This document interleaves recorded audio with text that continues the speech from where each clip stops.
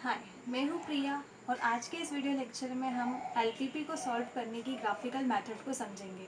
Graphical method का use student तब किया जाता है जब एलपीपी में नंबर ऑफ वेरिएबल्स 2 हो। तो आइए समझते हैं ग्राफिकल मेथड से एलपीपी को कैसे सॉल्व करते हैं। तो स्टूडेंट ग्राफिकल मेथड को स्टार्ट करने के पहले हम कुछ बातों को क्लियर कर लेंगे। जैसे कि अगर एक इक्वेशन है x plus y is equal to 2 और इससे अगर आपको ग्राफ है प्लॉट करना है तो आप क्या करोगे। आपने छोटी क्लास में यह पढ़ा होगा कि इस तरह की इक्वेशन को ग्राफ पे प्लॉट करने के लिए हमें पहले पॉइंट्स निकालने होते हैं और पॉइंट्स निकालने के लिए हम इस तरह से एक टेबल बनाया करते थे। उस टेबल में हम एक बार एक वेरिएबल को ज़ीरो रखते थे और दूसरी बार दूसरे वेरिएबल को। तो हमने यहाँ पहले x को ज़ीरो पुट किया तो y की वैल्यू हमें क्या मिली 2।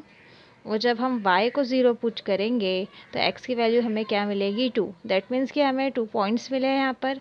एक पॉइंट है आपका 0,2 और एक पॉइंट है आपका 2,0। अब ये दो पॉइंट की मदद से हम ग्राफ प्लॉट कर लिया करते थे।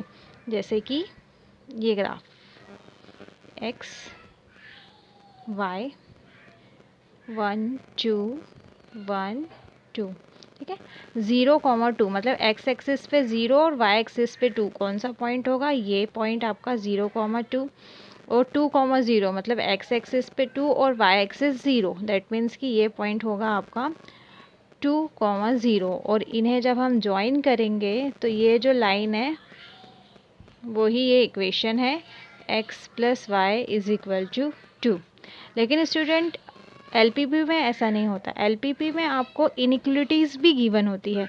इनइक्वलिटीज़ मतलब कि इनइक्वेशन मतलब कि x plus y is less or equal to 2 अगर मैंने दे दिया तो ये less or equal to 2 graph पर क्या रिप्रेजेंट करता है, तो ये रिप्रेजेंट करता है एक रीज़न, ठीक है। ये उन सभी पॉइंट्स का सेट होता है जो इस कंडीशन को सेटिस्फाई करेगा, ठीक है। तो हम क्या करते हैं ऐसी कंडीशन में, अब इस रीज़न को ड्रॉ करने के लिए कि ये लाइन के राइट हैंड साइड वाला पार्ट होगा या लेफ्ट हैंड साइड वाला पार्ट रीज़न होगा, तो इसके वो पता करने के लिए हम क्या करते हैं, एक कोई भी पॉइंट ले लेते हैं, या तो लाइन के उस साइड वाला या लाइन के इस तरफ वाला, और उसको सेटिस्फाई करवा के देखते हैं इस इन इक्वेशन के लिए। तो सबसे अच्छा पॉइंट होता है स्टूडेंट ओरिजिन। जब इस ओरिजिन को हम यहाँ पुट करेंगे तो मिलेगा 0 plus 0 is less or equal to 2। That means 0 is less or equal to 2, ठीक है। तो ये एक ट्रू कंडीशन है, ठीक है, कि 0 लेस आर इक्वल टू 2 होता है। डेट मीन्स कि इस कंडीशन को ये पॉइंट जो है 0 0 वो सेटिस्फाई कर रहा है, और अगर एक भी पॉइंट सेटिस्फाई कर रहा है तो सारे पॉइंट्स भी उस कंडीशन को क्या करेंगे, सेटिस्फाई करेंगे। डेट मीन्स कि लेस दैन इक्वल टू 2 के केस में जो हमें रीज़न मिलेगा वो किस तरफ होगा, इस तरफ वाला। आया समझ में। क्या करना है हमें, इसके लिए एक पॉइंट लेना है। नॉर्मली हम 0 0 पॉइंट लेते हैं, उस 0 0 पॉइंट के इक्वेशन में पुट करना है, सॉरी इन इक्वेशन में पुट करना है, और देखना है कि क्या वो ट्रू कंडीशन दे रहा है। अगर ट्रू कंडीशन दे रहा है दैट मीन्स कि उसके नीचे वाला पार्ट क्या है, आपका रीज़न है जिसके के लिए हमें ये ड्रॉ करना था। अब एक और कोई इक्वेशन लेते हैं, x minus y is equal to 5। अगर इज़ इक्वल टू नहीं, is greater or equal to 5, ठीक है। अगर इज़ इक्वल टू 5 होता तो बहुत इजी होता। तो पहले हम इज़ इक्वल टू 5 करके एक लाइन ड्रॉ कर लेते हैं। तो इसके लिए हम फिर से एक टेबल बनाएंगे और उस टेबल में एक बार x की वैल्यू को 0 रखेंगे। तो जब x 0 रखोगे तो y की वैल्यू जो होगी इस इक्वेशन के लिए, ठीक है, x जब 0 रखा तो y की वैल्यू क्या होगी, -5। और जब y 0 रखोगे तो x की वैल्यू क्या होगी, 5। जब y 0 रखेंगे तो x की वैल्यू क्या होगी, 5। दैट मीन्स पॉइंट क्या मिला, 0, -5 एंड 5, 0। अब इस लाइन को ड्रॉ करते हैं। तो लाइन को ड्रॉ करने के लिए सपोज़ ये है 1 2 3 4 5, यहाँ -1 -2 -3 -4 -5, यहाँ 1 2 3 4 5, इसी तरह यहाँ पर भी 1 2 3 4, ठीक है। अब फर्स्ट पॉइंट क्या बोल रहा है, 0 और -5, ये एक्स एक्सिस है और ये आपका वाई एक्सिस है। तो 0 और -5 दैट मीन्स एक्स एक्सिस 0 और वाई एक्सिस पे -5, दैट मीन्स वो पॉइंट होगा यहाँ पर 0, -5। नेक्स्ट क्या पॉइंट है, 5, 0, मतलब एक्स एक्सिस पे 5 और वाई एक्सिस पे 0, मतलब ये पॉइंट होगा आपका 5, 0, ठीक है। और इन दोनों पॉइंट को जोड़ने वाली जो होगी लाइन, वो लाइन होगी x - y = 5। तो ये तो हमने लाइन ड्रॉ करी, अभी इस इनइक्वलिटी पे हम गए नहीं। इनइक्वलिटी के लिए हमें क्या करना होगा, ओरिजिन पे चेक करना होगा क्या ये कंडीशन ट्रू है, ठीक है। तो हम 0 0 पे चेक कर लेते हैं, 0 - 0 is greater or equal to 5, 0 is greater or equal to 5, no, ये कंडीशन रॉन्ग हो गई। दैट मीन्स कि ओरिजिन जो पॉइंट है वो इस रीजन के अंदर नहीं आ रहा है। दैट मीन्स कि हमें अब क्या लेना है, जो बाहर के पॉइंट्स होंगे वो ही इस इक्वेशन को या इस इनइक्वलिटीज़ को क्या करेंगे, सेटिस्फाई करेंगे, ठीक है। ओरिजिन तो इसके अंदर आ नहीं पाया, दैट मीन्स कि जो अपोजिट वाले इसके पॉइंट्स होंगे वो इस इनइक्वलिटीज़ को सेटिस्फाई करेंगे। मतलब कि x - y greater or equal to 5 जो है वो कौन सा रीज़न होगा, लाइन के राइट हैंड साइड वाला। और कुछ बातें स्टूडेंट जो कि ग्राफिकल मेथड में आपको बहुत ज़्यादा मदद करेगी, वो ये है कि अगर इस तरह की कंडीशन है x1 is greater or equal to 0, कैसी कंडीशन है, x1 is greater or equal to 0, तब ये कैसे ड्रॉ होगा आपके ग्राफ पे। तो सपोज़ ये है आपका x1 एक्सिस और ये है आपका x2 एक्सिस, और वो क्या बोल रहा है, x1 are greater or equal to 0, मतलब इधर का जो भी पूरा पार्ट है वो x1 is greater or equal to 0 को रिप्रेजेंट करेगा, ठीक है, क्योंकि यहाँ x1 पॉजिटिव होगा। अगर मैं बोलूँ x2 is greater or equal to 0, तो कौन सा पार्ट होगा, सपोज़ ये आपका x1 एक्सिस है और ये आपका x2 एक्सिस है, ठीक है। तब x2 वो भी हमें क्या चाहिए, 0 से बड़ा चाहिए। दैट मीन्स कि ये पूरा जो पार्ट होगा वो आपका होगा x2 is greater or equal to 0, क्योंकि यहाँ पर x2 जो होगा वो पॉजिटिव होता है और इस तरफ क्या होता है, नेगेटिव होता है। अब इन दोनों कंडीशन को अगर मर्ज कर दें, x1, x2 is greater or equal to 0, मतलब कि इसका पॉजिटिव पार्ट ये और इसका पॉजिटिव पार्ट ये, एक्चुअली क्या है ये कि इन दोनों का कॉमन रीज़न दिखाया जा रहा है, x1 x2, ठीक है, x1 x2 ये है, और इन दोनों का कॉमन रीज़न x1 भी ग्रेटर आर इक्वल टू 0 चाहिए और x2 भी ग्रेटर आर इक्वल टू 0 चाहिए। तो हम दोनों ड्रॉ करके देख लेते हैं।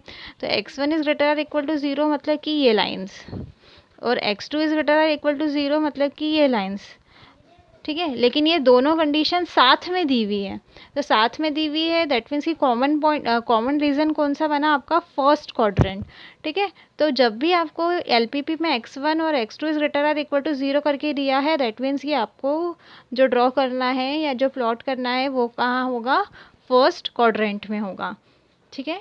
तो इतना बेसिक सफिशिएंट है ग्राफिकल मेथड को समझने के लिए। तो अब देखते हैं ग्राफिकल मेथड का वर्किंग रूल और कुछ examples. Graphical method, LPP involving only two decision variable can be solved by a graphical method। मैंने पहले ही बताया था स्टूडेंट्स कि ऐसा LPP जिसमें कि दो डिसीजन वेरिएबल हो उसको आप ग्राफिकल मेथड के थ्रू सॉल्व कर सकते हो, ठीक है। इसका वर्किंग प्रोसीजर हम देख लेते हैं कि ग्राफिकल मेथड किस तरह काम करती है। तो 5 पॉइंट है इसमें, उन पॉइंट्स को हम डिस्कस कर लेते हैं। First point, convert all the inequalities into the equation. That means कि जितनी भी कॉन्स्टेंट्स है जो कि इनइक्वलिटीज़ के फॉर्म में है, इसको इक्वेशन में कन्वर्ट करना है। मतलब कि जो लेस देन इक्वल टू और ग्रेटर देन इक्वल टू का साइन है उसको आपको किस में चेंज करना है, इक्वल टू में चेंज करना है। Plot the graph of the equation and apply the condition given in the constants. क्या बोल रहा है कि अब जो भी आपके इक्वेशन में इनइक्वलिटीज़ को कन्वर्ट करा है उसको आपको कहाँ प्लॉट करना है, ग्राफ पे, ठीक है। एंड ये भी ध्यान रखना है कि total number of straight line would be equal to the total number of equation. जो स्ट्रेट लाइन बनेंगी आपकी ग्राफ के ऊपर वो किसके बराबर होंगी, जितने की आपको कॉन्स्टेंट्स गिवन होंगे, कॉन्स्टेंट से जितने इक्वेशंस आपको गिवन होंगी उसके इक्वल होंगी ग्राफ पे प्लॉट की गई straight lines. Third, mark the feasible region. अब फिजिबल रीजन है क्या? A region that satisfy all the constants. तो हमने क्या किया, इक्वेशन में कन्वर्ट किया, इक्वेशन को प्लॉट किया हमने ग्राफ पेपर पे, और उसके बाद जो कॉमन रीजन आ रहा है सारे कॉन्स्टेंट्स इक्वेशंस का, उसको क्या कहा जाता है, feasible region. Determine the corner point of on the feasible region are called as a extreme point. अब आपको क्या पता करना है, कॉर्नर पॉइंट्स पता करना है। जो भी आपका फिजिबल रीजन बना है उसके कॉर्नर पॉइंट्स होंगे कुछ ना कुछ, क्योंकि वो एक बाउंडेड रीजन होगा, ठीक है। तो वो कॉर्नर पॉइंट्स को पता करना है, जिसे कि एक्सट्रीम पॉइंट्स भी कहा जाता है। Find the value of the objective function at each extreme point. अब आपको जो भी एक्सट्रीम पॉइंट्स मिले हैं उन पर आपको ऑब्जेक्टिव फंक्शन की वैल्यू पता करना है। The extreme point which gives the optimum value in the case of maximization problem, the maximum value of objective function will be the optimum value, and in the case of minimization problem the minimum value of the objective function will be optimum value of the objective functions give the desired optimal solution to the problem। तो अब आपको क्या करना है कि जो भी extreme points आए हैं उन पर ऑब्जेक्टिव फंक्शन की वैल्यू पता करना है। लेकिन ये भी ध्यान रखना है, अब वहीं से हमें आंसर मिलने वाला है कि अगर मैक्सिमाइजेशन प्रॉब्लम है तो आपको जो भी z की वैल्यू आ रही है पॉइंट्स पे, एक्सट्रीम पॉइंट्स पे, वो क्या होना चाहिए, मैक्सिमम। अगर वो मैक्सिमम वैल्यू दे रहा है तो वो क्या होगा, ऑप्टिमम वैल्यू होगी उसकी LPP की। और अगर मिनिमाइजेशन का केस है, ठीक है, प्रॉब्लम में मिनिमाइजेशन के लिए आपको सॉल्यूशन फाइंड करना है, तो जिस एक्सट्रीम पॉइंट पर मिनिमम वैल्यू आ रही है z की वो आपको ऑप्टिमम सॉल्यूशन होगा। तो आइए अब इसको समझते हैं हम एक एग्जांपल के थ्रू। क्वेश्चन है सॉल्व द ग्राफिकली। आपको ग्राफिकल मेथड से ये क्वेश्चन को सॉल्व करना है, LPP को सॉल्व करना है। LPP क्या गिवन है देख लेते हैं। Maximize z is equal to 45x1 plus 80x2। ये आपको ऑप्टिमल फंक्शन दिया हुआ है, ऑब्जेक्टिव फंक्शन गिवन है ये मैक्सिमाइज टाइप का। Subject to 5x1 plus 20x2 is less or equal to 400, 10x1 plus 15x2 is less or equal to 450, and x1 is greater or equal to 0 and x2 is greater or equal to 0। ठीक है student, तो अब इसका solution देख लेते हैं। Working rule के according जितनी भी इनइक्वलिटीज़ हैं कॉन्स्टेंट्स की, उसको आपको इक्वेशन में कन्वर्ट करना होता है। तो ये कॉन्स्टेंट्स हैं दोनों और इनकी इनइक्वलिटीज़, मतलब ये साइन को आपको इक्वल टू साइन में कन्वर्ट करना होता है ताकि हम उन लाइंस को ग्राफ पे ड्रॉ कर सकें। तो हमने कन्वर्ट किया और convert all the inequalities into the equation, ठीक है। तो हमने लिया 5x1 प्लस 20x2, इन ये जो लेस आर इक्वल टू का साइन है उसकी प्लेस पे इक्वल टू का साइन करेंगे पेस्ट, और उसके बाद 400। नेक्स्ट 10x1 प्लस 15x2 इस लेस आर इक्वल टू 450, इसके लेस आर इक्वल टू की साइन के प्लेस पे हमने क्या साइन पुट किया है, इक्वल टू। अब ये इक्वेशंस में चेंज हो चुके हैं और इक्वेशन को हमें प्लॉट करना आता है। तो इक्वेशन जो 1 है उसको प्लॉट करने के लिए हमें 2 पॉइंट्स की ज़रूरत होगी। तो हम क्या करेंगे कि एक बार x1 को 0 पुट करेंगे। जब एक x1 को आप जब 0 पुट करोगे तब क्या होगा, x2 की वैल्यू क्या होगी, x2 की वैल्यू होगी 400/20। डेट मीन्स कि आपका आंसर जो आएगा वो आएगा 20। अब जब x2 को आप 0 पुट करोगे, हाँ, तो स्टूडेंट सेकंड पॉइंट निकालने के लिए हम क्या करेंगे, x2 को 0 प्लेस करेंगे, x2 को 0 पुट करेंगे तो x1 की जो वैल्यू आएगी वो आएगी 400 डिवाइडेड बाय 5, दैट मीन्स कि आपको क्या मिलेगा 80। तो x2 को जब 0 पुट करेंगे तो हमें x1 की वैल्यू मिलेगी 80। तो हमें इस तरह से 2 पॉइंट मिल गए students, 0 20 A point and second B point मिला है 80 एंड 0। ये किस लाइन से मिला है? लाइन नंबर 1 से। अब लाइन नंबर 2 को लेते हैं। लाइन नंबर 2 है आपके पास 10x1 plus 15x2 is equal to 450। अब इसके पॉइंट्स पता करने के लिए हम फिर से एक टेबल बनाएंगे जिसमें x1 को पहले 0 पुट करेंगे। जब x1 हमने 0 पुट किया तो x2 जो होगा वो इक्वल होगा 450 divided by 15, that means 450 divided by 15। तो आपके पास जो x2 आएगा वो आएगा 30। उसके बाद अब आपको x1 फाइंड करना है, तो इसके लिए हम क्या करेंगे, x2 को 0 पुट करेंगे इस लाइन में।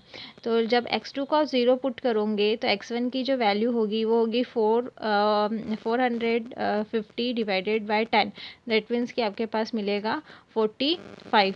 तो इस तरह से आपको लाइन 2 के लिए भी 2 पॉइंट्स मिल गए हैं, 0 30 एंड 45 0। ये पॉइंट सी और डी है। अब इसे आप ग्राफ पे प्लॉट कर लेते हैं। तो फर्स्ट लाइन को प्लॉट करने के लिए हमें 2 पॉइंट्स मिले हैं यहाँ, 0 20 दैट मीन्स कि ये पॉइंट x एक्सिस पे 0 एंड y एक्सिस पे 20, दैट मीन्स कि ये पॉइंट है आपका 0 20। नेक्स्ट है 80 0, तो x एक्सिस पे 80 और y एक्सिस पे 0, दैट मीन्स कि ये पॉइंट है 80 0, जिसे b नाम दिया गया है और इसे नाम दिया गया है a। अब जो इन पॉइंट्स को ज्वाइन करेंगे तो हमारे पास जो लाइन बनेगी वो लाइन नंबर 1 होगी। ठीक है, दैट मीन्स कि इक्वेशन 1 होगी। तो इन पॉइंट्स को हम ज्वाइन कर लेते हैं और ये आपकी क्या है, लाइन नंबर 1। लाइन नंबर 2 को प्लॉट कर लेते हैं स्टूडेंट्स ग्राफ पे। एक और चीज़, ये जो हमने लाइन प्लॉट करी है फर्स्ट, ठीक है, इसमें जो साइन था कंडीशन के लिए वो था लेस आर इक्वल टू। तो लेस आर इक्वल टू मतलब कि अब लाइन के ऊपर वाला हिस्सा है, नीचे वाला, तो हम क्या करते थे, यहाँ 0 0 पुट करते थे। तो जब यहाँ 0 0 पुट किया तो 0 + 0 is less or equal to 400, that means कि 0 is less or equal to 400। Yes, condition is true. That means कि इसके नीचे वाला जो पोर्शन है, ठीक है, इस लाइन के नीचे वाला जो पोर्शन है वो इस कंडीशन को सेटिस्फाई करेगा और इसके लिए रीज़न देगा। अब जो लाइन नंबर सेकंड है उसको प्लॉट कर लेते हैं स्टूडेंट। तो पॉइंट है 0 30 दैट मीन्स कि ये पॉइंट होगा x एक्सिस पे 0, y एक्सिस पे 30। ये सी पॉइंट है 0 30। नेक्स्ट पॉइंट है D 45 0, मतलब x एक्सिस पे 45 यहाँ और y एक्सिस 0। तो ये है आपका D पॉइंट 45 0 और इन दोनों पॉइंट को क्या करना है, आपको ज्वाइन करना है। तो ये जो लाइन आई है ये आपकी लाइन नंबर क्या है स्टूडेंट्स, सेकंड है। ठीक है, अब ये तो लाइन बनी है बट हमें जो क्वेश्चन गिवन है उसमें क्या गिवन है, लेस आर इक्वल टू का साइन गिवन है। तो फिर से हम चेक करेंगे कि इस लाइन के 2 के ऊपर वाला पोर्शन या फिर नीचे वाला पोर्शन इस कंडीशन को सेटिस्फाई करेगा। तो हम क्या करते हैं, कंडीशन को सेटिस्फाई करने के लिए यहाँ 0 0 पुट करते हैं। तो 0 + 0 is less or equal to 450। Yes, ठीक है, 0 is less or equal to 450, that means कि लाइन के नीचे वाला जो पोर्शन है वो इसके लिए इस कंडीशन को क्या करता है, सेटिस्फाई करता है। दैट मीन्स कि फर्स्ट लाइन के भी नीचे वाला पोर्शन और सेकंड के भी नीचे वाला पोर्शन, जो कॉमन रीजन बनेगा वो कॉमन रीजन होगा ये। ठीक है, इस लाइन के नीचे वाला पोर्शन प्लस इस लाइन के नीचे वाला पोर्शन, तो ये जो बनेगा आपका कॉमन रीजन या फिजिबल रीजन भी इसे कहते हैं, बनेगा। अब इनके पॉइंट्स हमें पता करने पड़ेंगे। तो ये पॉइंट तो ओरिजिन है, ये तो हमें पता चल गया, 0 0 ओ से इसको डिनोट करते हैं। ये पॉइंट हमें ऑलरेडी पता है, ये पॉइंट है आपका डी और ये पॉइंट है 45 0। ये पॉइंट भी आपको ऑलरेडी पता है, A 0 20, बट ये पॉइंट आपको नहीं पता है। तो ये पॉइंट बन कैसे रहा है स्टूडेंट्स, इन दोनों लाइन के आपस में काटने पर, दैट मीन्स कि इन दोनों लाइन के इंटरसेक्शन पर। अब दोनों लाइन आपस में जब कट करती है तो उस पॉइंट को कैसे पता करते हैं, तो ये भी हमने पहले बचपन में कभी ना कभी पढ़ा है कि दो लाइन अगर एक दूसरे को कट कर रही है तो उस की वैल्यू क्या होगी। तो उसके लिए हम दोनों लाइन की इक्वेशंस को क्या कर लेते हैं, लिख लेते हैं। ये लाइन नंबर 1 है और ये आपकी लाइन नंबर 2 है। इस लाइन नंबर 1 को आप 2 से मल्टीप्लाई कर दीजिए। तो क्या बनेगा, इसको अगर हम 2 से मल्टीप्लाई करेंगे तो tan ऑफ x1, 2 से मल्टीप्लाई करने पे 40x2 और यहाँ 2 से मल्टीप्लाई करने पर 800। और ये नीचे वाली लाइन एज इट इज़ मैंने लिखी है, दोनों को माइनस करेंगे। ठीक है, तो ये माइनस करने पे साइन चेंज हो जाते हैं, ये प्लस का माइनस, प्लस का माइनस, प्लस का माइनस, तो ये आपका कैंसिल आउट हो गया। और इन 40 में से 15 माइनस करेंगे तो 25 ऑफ x2 और 800 में से 450 माइनस करेंगे तो 350। तो x2 की वैल्यू क्या आ गई यहाँ से 14। अब इस x2 की वैल्यू के दोनों में से किसी भी एक इक्वेशन में पुट कर देंगे। तो मैंने फर्स्ट इक्वेशन में पुट किया तो इससे मेरे पास क्या आ जाएगा, x1 की वैल्यू आ जाएगी। तो हमारे पास पॉइंट्स क्या मिले स्टूडेंट्स, 24 एंड 14। तो ये पॉइंट्स किसके पॉइंट्स है, दोनों लाइनों के इंटरसेक्शन पॉइंट है। तो दोनों लाइन का इंटरसेक्शन पॉइंट आपके पास आया है 24,14 और इसको मैंने नाम दे दिया P। ठीक है, तो स्टूडेंट हमने क्या क्या वर्किंग रूल देखा था। सबसे पहले हमें इनइक्वलिटीज़ को इक्वेशन में चेंज करना था और इक्वेशन को ग्राफ पे प्लॉट करना था। और ग्राफ पे प्लॉट करने के बाद हमें जो कॉन्स्टेंट्स थे, ठीक है, उस कॉन्स्टेंट्स जो इन इक्वेशन के फॉर्म में थे उसके थ्रू हमें फिजिबल रीज़न पता करना था। तो फिजिबल रीज़न जो हमारे पास आया है ग्राफ में अगर हम देखें तो हमारे पास फिजिबल रीज़न आया है OAPD। OAPD आपका क्या आया है, फिजिबल रीजन आया है। और इसके एक्सट्रीम पॉइंट्स क्या क्या है, एक्सट्रीम पॉइंट्स मतलब कॉर्नर पॉइंट्स। तो एक तो ओरिजिन है, एक पॉइंट A है 0,20, एक पॉइंट P है 24,14 और एक पॉइंट है D 45,0। ठीक है, तो हम इस तरह से लिखेंगे इसे। Applying the condition given in the constants we get the feasible region OAPD। ठीक है, OAPD हमारे पास फिजिबल रीजन आया है। अब हम क्या करेंगे, एक टेबल बनाएंगे, टेस्ट फॉर ऑप्टिमलिटी। ठीक है, ऑप्टिमल वैल्यू हमें पता करनी है, मतलब z की मैक्सिमम वैल्यू पता करनी है, क्वेश्चन में ये गिवन है। तो हमने पहले एक्सट्रीम पॉइंट जो भी थे वो यहाँ लिख लिए कि 0APD और उनके जो भी पॉइंट्स थे 0, 0, 0, 20, 24, 14 एंड 45,0 वो भी इसके साथ में लिख लिए। इधर आपने z जो आपको क्वेश्चन में गिवन है, ठीक है, ऑब्जेक्टिव फंक्शन उसे रखा है। अब ये पॉइंट एक एक करके इसमें रखेंगे। दैट मीन्स x1 और x2 की वैल्यू जब 0, 0 रखा तो z 0, जब x1 0 और x2 20 रखा इस इक्वेशन में तो हमें मिलेगा z 1600। जब 24 और 14 रखा इसमें तो आपको z मिलेगा 2200। और जब आपने 45 और 0 को यहाँ पुट किया तो आपका z मिलेगा 2025। ठीक है, तो अब आपको क्वेश्चन में मैक्सिमाइजेशन का पूछा है तो आप इन सब में से मैक्सिमम वैल्यू देखोगे। तो मैक्सिमम वैल्यू कहाँ मिल रही है आपको, 2200 पे z की। ठीक है, तो आपका सॉल्यूशन जो हुआ, ऑप्टिमम सॉल्यूशन वो हुआ 24,0। ये पॉइंट्स है, मतलब आपके x1 और x2 की वैल्यू है।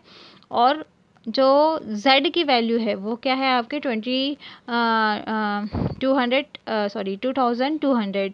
तो यहाँ पर इस तरह से लिखेंगे, the maximum value of z occur in point occur at the point 24,0। ठीक है, 24,14 24,14 पे आपको मैक्सिमम वैल्यू मिल रही है। ठीक है, तो hence the optimum solution to the given LPP is x1 is equal to 24 and x2 is equal to 14। तो ऑप्टिमम सॉल्यूशन क्या हुआ, 24 एंड 14, 24 x1 की वैल्यू और 14 x2 की वैल्यू। और मैक्सिमम वैल्यू क्या हुई, तो maximum value of z is equal to 2200। हाँ स्टूडेंट, तो ये इस तरह के क्वेश्चन आपको ग्राफिकल मेथड के थ्रू सॉल्व करने होते हैं। ठीक है, लेकिन इस क्वेश्चन में तो हमें फिजिबल रीज़न जो था वो मिल गया था। हमारे पास ग्राफिकल मेथड में कुछ स्पेशल केसेस भी हैं जहाँ पर कि फिजिबल रीज़न या तो अनबाउंडेड होता है, ठीक है, या फिर हमें ग्राफिकल सॉल्व करने पर उसका सॉल्यूशन नहीं मिलता है या फिर उसके इनफाइनाइट सॉल्यूशन मिलते हैं। तो इस तरह के 3 तरह के केसेस और हैं, infinite solution, unbounded solution and no solution, जो कि हम नेक्स्ट लेक्चर में पढ़ेंगे।